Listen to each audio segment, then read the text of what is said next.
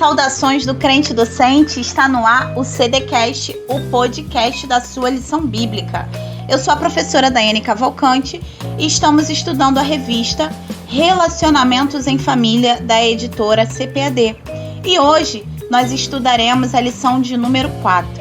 Eu gostaria de pedir a você que nos acompanha neste momento que divulgue o trabalho realizado pelo crente docente. Para isso, se inscreva no nosso canal, deixe seu like e acione o sininho para ficar por dentro das nossas novidades. Eu gostaria de agradecer a Deus por esta oportunidade de estar falando da sua palavra e ao crente docente.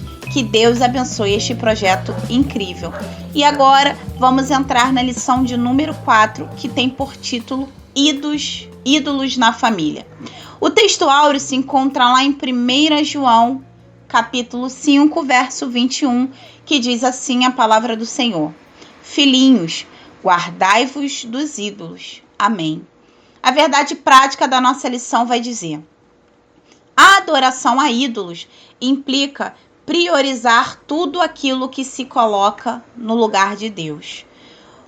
A leitura bíblica em classe está lá em Gênesis 31, dos versos 17 ao 19, após do 33 ao 35, e Juízes 17, do verso 1 e depois do 3 ao 5. A introdução da nossa lição. Na lição de hoje, nós vamos estudar duas histórias distintas, mas que vão retratar a idolatria dentro de casa. No primeiro caso, em Gênesis 31, temos Raquel, a mulher de Jacó, que sabia que seu marido servia ao Deus de seu pai e que Deus era poderoso, invisível e não precisava de ídolos de sua imagem. Mas nós vamos ver que Raquel achava-se insegura quanto ao seu futuro. E ela se sentiu injustiçada pelo seu pai, que não lhe deu nenhuma herança, nem a ela e nem a sua irmã Leia. Por isso, Raquel ela resolveu furtar as pequenas estatuetas ou ídolos de seu pai, que eram os pequenos deuses dentro da casa de Labão. E a segunda história que nós vamos estudar hoje é o caso de Mica, um efraimita da tribo de Efraim, que viveu no tempo dos juízes em Israel e que, unindo-se aos danitas, fabricou ídolos e construiu um santuário para eles em sua casa. Então, nesta lição, meus irmãos, nós veremos as consequências da idolatria dentro de casa. O tópico 1 da nossa lição vai abordar sobre os ídolos encontrados na tenda de Raquel. Quando nós vamos estudar Gênesis, o capítulo 31, nós vamos ver que o texto vai falar sobre o retorno de Jacó à terra dos seus pais. O estudo bíblico de Gênesis 31 também vai mostrar o cumprimento da promessa do Senhor na vida de Jacó, apesar de todas as dificuldades e circunstâncias contrárias. Nós vemos que de Gênesis 31, do capítulo 31, dos versos 1 ao 21, vai relatar sobre o retorno de Jacó à terra dos seus pais. Quando nós vamos ver o contexto histórico desse texto, especificamente de Gênesis 31, e aí nós vamos ler lá Gênesis no capítulo 30, nós vamos ver como Deus fez Jacó prosperar na terra de Labão. Então, em Gênesis 31, vai começar descrevendo o modo como a prosperidade de Jacó despertou um sentimento de inveja e ressentimento nos filhos de Labão, que eles começaram a ver Jacó como aquele que havia se apossado dos bens do seu pai. Jacó, ele estava ciente do que os filhos de Labão pensavam dele e já tinha percebido que o seu sogro também havia mudado o tratamento com ele. Isso está lá em Gênesis 31, verso 2. Foi nesse contexto que Deus falou a Jacó e lhe ordenou que ele voltasse à terra dos seus pais.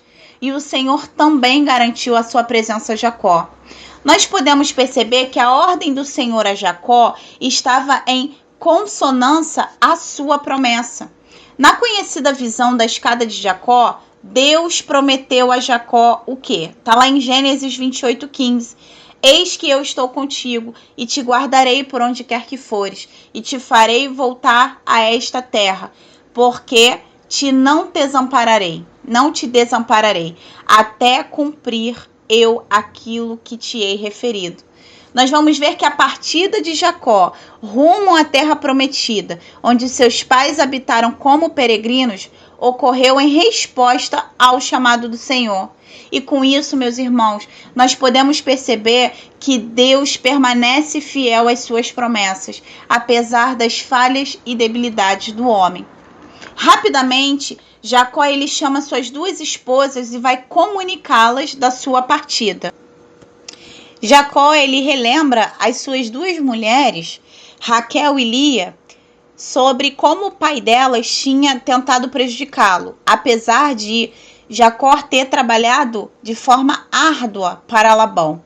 Além disso, Jacó também apontou para a bênção do Senhor como sendo motivo de sua prosperidade naquele local. Nós vamos ver isso lá em Gênesis 31, dos versos 4 ao verso 13.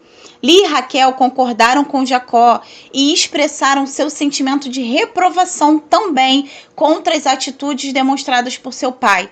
Elas também reconheceram que por causa do seu comportamento desonesto, Labão tinha ficado sujeito ao castigo divino e por isso Deus havia tomado seus bens e passado à casa de Jacó. Nós vamos ver que Jacó ele sai das terras de Labão sem que ele percebesse sua fuga. Então Jacó ele vai juntar toda a sua família, todos os seus bens, e ele vai partir de Padã-Arã para Canaã. Antes, porém, deles partirem, Raquel ela furtou os ídolos domésticos de seu pai. É como nós vamos ler lá em Gênesis 31, no verso 19, que diz assim a palavra de Deus. E havendo Labão ido a tosquiar as suas ovelhas, furtou Raquel os ídolos que seu pai tinha. Quando Labão ele foi avisado da fuga de Jacó, ele reuniu seus irmãos e saiu atrás de Jacó. Depois de 7 dias de jornada, Labão ele alcança Jacó na montanha de Gileade. Isso está lá em Gênesis 31, dos versos 22 ao 23. O texto vai indicar claramente que Labão ele possuía sim uma superioridade militar em relação a Jacó. Mas o interessante, meus irmãos, é como o Senhor cuida dos seus. E como o Senhor, quando ele faz a promessa, ele garante. Porque Deus, ele falou com Labão. O Senhor, ele visitou a Labão através de um sonho e lhe ordenou que não falassem nem bem e nem mal a Jacó. Ou seja, Deus guardou a Jacó. Isso está lá em Gênesis 31, verso 24, que vai dizer assim. Veio, porém, Deus a Labão, o arameu, em sonho de noite e disse, guarda-te, que não te fales a Jacó, nem bem e nem mal. Nós vamos ver que quando Labão ele chega até Jacó, ele lhe questiona o porquê de ele ter saído de sua casa como um fugitivo, sem nem ter dado a oportunidade de se despedir. Nesse ponto, é possível perceber que Labão acreditava que suas filhas haviam sido coagidas a partir com Jacó, ou seja, que Jacó tinha obrigado as suas filhas a partir com ele. Labão também avisou a Jacó que tinha poder em suas mãos para fazer-lhe mal, mas que havia sido impedido por Deus. Nós vamos perceber também que Labão ele questionou a Jacó sobre o furto dos seus ídolos. E aí Jacó explica a Labão que teve medo de sua reação, por isso não se despediu de Labão. E nós vamos ler, perceber, através do texto bíblico, que o medo de Jacó era razoável, pois nos últimos 20 anos que ele tinha ali trabalhado com Labão, ele só viu seu sogro prejudicando ele. E quanto aos furtos dos ídolos, nem Jacó sabia que Raquel havia furtado o seu pai. E aí nós vamos ver que Jacó ele dá permissão para que Labão fizesse uma revista para procurar as imagens furtadas. Labão revistou as tendas de Jacó, Lia e das duas servas. Ele também procurou na tenda de Raquel, mas não achou nada. Por quê? Raquel havia tomado os ídolos e colocado na sela de um camelo e estava sentada sobre eles. Assim, quando Labão entrou em sua tenda, ela alegou não poder se levantar por estar no período menstrual. Aqui nesse ponto, nós podemos perceber a sagacidade de Raquel porque ela se aproveitou de uma ideia que parece ter prevalecido nos tempos patriarcais. E aí, posteriormente, essa ideia ela foi promulgada no Código Mosaico como lei. A ideia de que a mulher, nestas circunstâncias, em seu período menstrual, ela era impura e tudo que entrasse em contato com ela se tornava impuro. Por isso, Raquel não levantou e escondeu o ídolo que ela havia furtado de seu pai. Nós vemos que Jacó ela utiliza a mentira. E aí fica claro que, embora Labão estivesse acusando Jacó de roubá-lo, quem roubou foi Raquel, a sua própria filha, que, além de roubar, enganou não só a seu pai, mas também ao seu esposo. E Labão não encontrou seus ídolos. E aí nós podemos perceber que esse episódio ele gera uma grande discussão entre Jacó e seu sogro. A sinopse do tópico 1. Diante do engano de Labão contra Jacó, subtraindo bens da herança das próprias filhas, Raquel furtou os ídolos do pai e mentiu para cobertar sua tentativa de fazer justiça com as próprias mãos. O tópico 2 da nossa lição vai falar agora um pouco sobre a história de Mica. Então, o tópico 2 tem por título Um Santuário de Deus na Casa de Mica. O ponto 1. A idolatria e o caráter antiético de Mica. Nós vamos ver que, apesar de o nome de Mica ter um significado especial, que é quem é como o Senhor nosso Deus, Mica não correspondia à importância do nome que tinha, porque ele não honrava a Deus em sua vida. Nós vamos ver que Mica tinha uma família, embora o relato bíblico não cite a sua esposa. Sua mãe vivia com ele e era muito rica. O povo que vivia na região montanhosa de Efraim tinha se corrompido por conta da idolatria. Havia em Israel, de modo geral, um abandono total aos mandamentos da lei de Moisés, em que o povo de Israel aderiu a um sincretismo religioso que implicava uma apostasia total. Até porque quando nós vamos estudar o livro de Juízes, nós vamos ver que foram aproximadamente 350 anos de instabilidade espiritual. Quando tinha um juiz que servia ao Senhor, aquele povo caminhava muito bem. Quando o juiz morria, eles se apostatavam da fé e seguiam aos idólatras. Então, como no caso de Mica, nós vemos que além do abandono da lei do Senhor, as famílias começaram a adotar esse sincretismo religioso dentro de suas próprias casas, admitindo ídolos caseiros para os quais faziam culto e adoravam com o objetivo de obter favores materiais. Havia necessidade? Não. Porque eles tinham um Deus vivo, o Deus poderoso que estava ali à disposição do povo. Mas eles preferiam a questão do ídolo caseiro. Os valores morais e éticos foram abandonados. E nós vamos ver que Mica era fruto dessa corrupção moral. Por isso, não foi difícil para ele roubar a própria mãe, como nós vamos ver lá em Juízes, no capítulo 17. A abominação de Mica. Mica ele havia construído em sua casa um santuário para pequenos deuses, ou seja, terafins.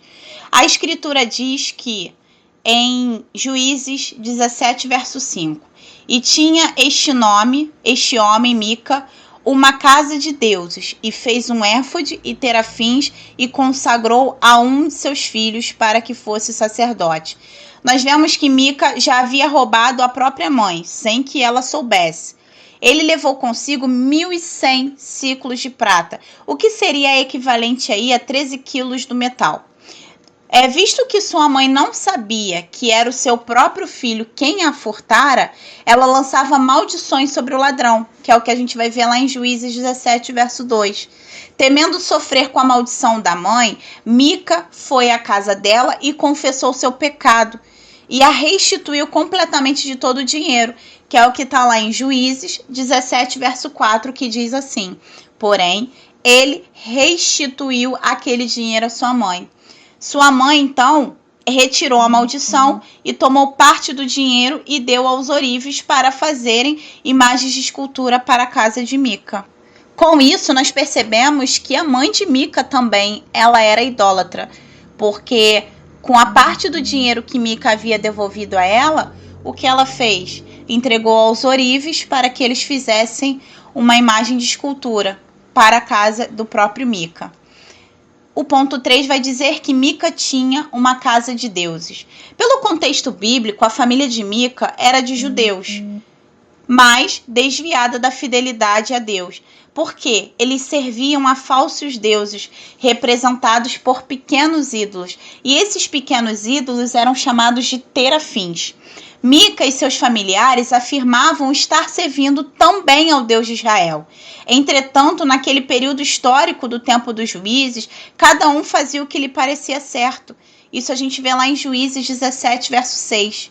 Por conta própria e depois de ter seus terafins em casa, Mica resolveu também mandar fazer um éfode, que era utilizado somente pelo sumo sacerdote israelita, e o que ele fez? Entregou o éfode ao seu filho, separando seu para ser sacerdote na sua casa. E aí nós vamos ver no decorrer da passagem bíblica que depois aparece um levita que não tinha onde morar e Mica o convida para viver em sua casa e torna-se então esse levita o sacerdote da família. Essa mistura de divindades falsas estavam presentes na casa de Mica. Todos quantos chegassem à sua casa encontrariam, entre aspas, o Deus que desejasse invocar. Infelizmente, um homem da tribo de Efraim que deveria honrar o Deus de seu povo, que libertou do Egito, agora se encontra comprometido com ídolos de uma religião pagã, ou seja, nem Mica e nem sua família serviram a Deus. Mica preferiu fazer deuses que o Senhor condena na lei mosaica. E por ele ser judeu, ele tinha esse conhecimento, mas ainda assim ele prefere não seguir ao Deus vivo, não honrar ao Senhor com a sua adoração e adorar a ídolos que nada se podem fazer. Amém? Sinopse do tópico 2. Imerso em um período de abandono à lei de Deus e sincretismo religioso em Israel, Mica comete uma série de abominações enraizada na idolatria e no politeísmo pagão. O tópico 3 da nossa lição vai falar sobre a idolatria dentro dos lares. Nós vimos que em ambas as histórias, tanto na história de Raquel, quanto na história de Mica, a crença a ídolos domésticos indicava forte influência pagã em lares israelitas. E hoje nós somos convidados a refletir sobre essa idolatria. Então, dentro do tópico 3, o ponto 1 vai dizer: os ídolos domésticos dos tempos atuais. Nós vamos retomar o texto áureo no início da nossa lição, que vai dizer: filhinhos, guardai-vos dos ídolos. Esse texto áureo, nós vamos ver que o apóstolo João ele enfrentou em seu ministério um problema com ídolos caseiros de famílias cristãs que tinham dificuldade de abandoná-los. Por isso que o apóstolo aconselha para que eles se guardem dos ídolos, ou seja, não adorem a ídolos. Para uma pessoa não crente em Cristo, a vida cristã ela pode até ser irreal, já que se vive no mundo e vive-se pelo que se vê e sente, e não pelo que a vida cristã exige. Os ídolos, eles são temporários, meus irmãos, e representam aquilo que é falso, que é vazio, que é enganoso. Os ídolos não têm nada para nos oferecer. Qualquer coisa pode tornar-se um ídolo dentro da nossa casa, e nós precisamos tomar muito cuidado com isso. Quer ver um exemplo? Um emprego pode se tornar um ídolo, um carro, o dinheiro, um filho, o pai, a mãe, um estilo de vida. Qualquer coisa pode tomar o lugar do Senhor na nossa vida. Mas como que nós vamos identificar a idolatria dentro e fora da nossa casa? É só você observar. Tudo aquilo que requer lealdade e honra acima de Deus se constitui idolatria. E aí nós vamos ver que Paulo, quando ele escreve aos Coríntios, lá em 1 Coríntios 8,4, ele vai dizer: o ídolo nada é no mundo. Por isso é um perigo endeusar pessoas, colocando as pessoas na posição ou ainda acima do próprio Deus. Que nós possamos tomar cuidado com os ídolos que muitas das vezes querem se criar dentro das nossas casas. Ponto 2. Identificando os ídolos modernos dentro dos lares. A proliferação da cultura, da mídia, entrou nas nossas casas e, queiramos ou não, convivemos com ela no dia a dia. A mídia, por si mesma, é neutra, pois é um meio pelo qual serve a sociedade como um canal de comunicação, que é através do rádio, da televisão, da internet, dos celulares, da rede de computadores e tantos outros meios. Nós vemos que ela é um modo de comunicação que deve ser usado com sabedoria. Entretanto, não podemos ser manipulados por ela, o que faz parte de um mundo tecnológico e intelectual no qual todos vivemos. Eu estava lendo uma reportagem no BBC News que o Brasil hoje é o vice em tempo gasto em redes em ranking dominados por países emergentes.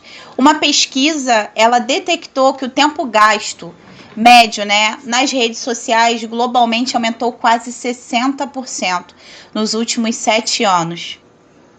A empresa de pesquisa Global Index, com sede em Londres, analisou dados de 45 dos maiores mercados de internet do mundo e estimou que o tempo médio diário que cada pessoa dedica a sites ou aplicativos de mídia social aumentou cerca de 90 minutos em 2012 para 143 minutos nos primeiros 3 meses de 2019.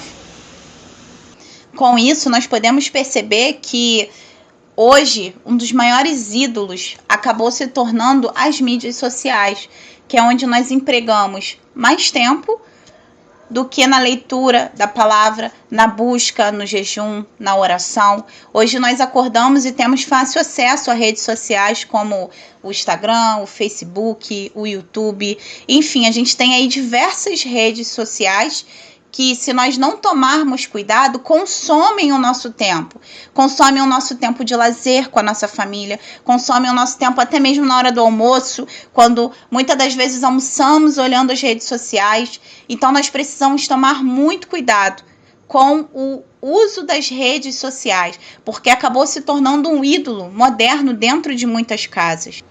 Jesus disse em seu Sermão da Montanha: vós sois o sal da terra, e se o sal for insípido, com que há de se salgar? A igreja é o sal da terra, e por isso é a única instituição da sociedade capaz de evitar a corrupção dos nossos valores morais e espirituais, para preservar a família atacada pelo vírus infeccioso do sistema mundano. É preciso quebrar os ídolos domésticos que roubam o lugar de Deus na vida familiar. Sinopse do tópico 3. Precisamos combater os ídolos domésticos dos tempos atuais, assim como qualquer influência pagã dentro dos nossos lares. E a conclusão vai nos dizer assim: precisamos investir na família, criando barreiras espirituais e morais no seio dos lares para salvar nossos filhos e prepará-los para uma vida cristã sadia, que glorifiquem a Deus.